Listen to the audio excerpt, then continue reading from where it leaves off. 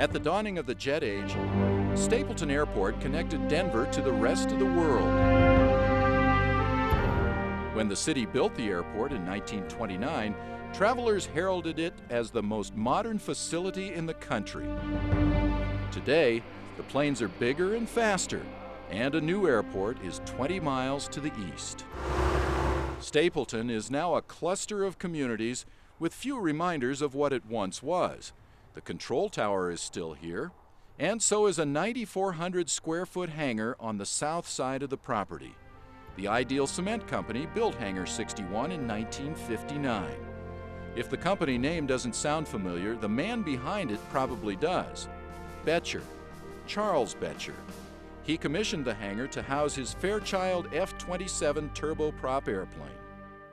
And it's really the end of an era. It's a rare example of this building type, this engineering type.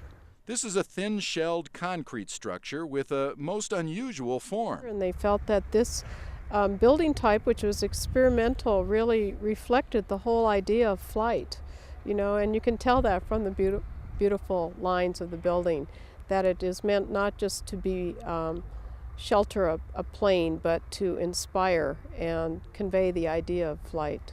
But change is coming to Stapleton.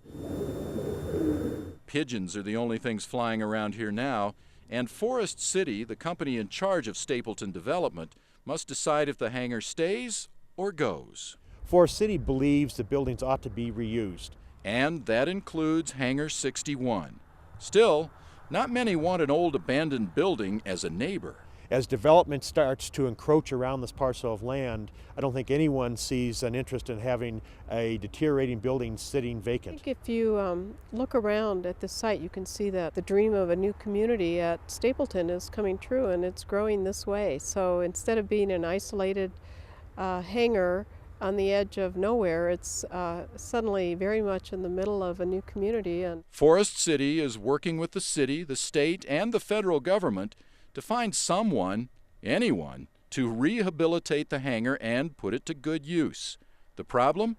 It cost hundreds of thousands of dollars just to bring the hangar up to code, and that's in addition to any rehabilitation costs. I've got a lot of affection for the building, but at some point you have to make a determination that if there's not a credible proposal to reuse the building come forward in 9 years, will there ever be? Suggestions for reuse keep coming in. Some are viable, others nothing more than a bird-brained idea.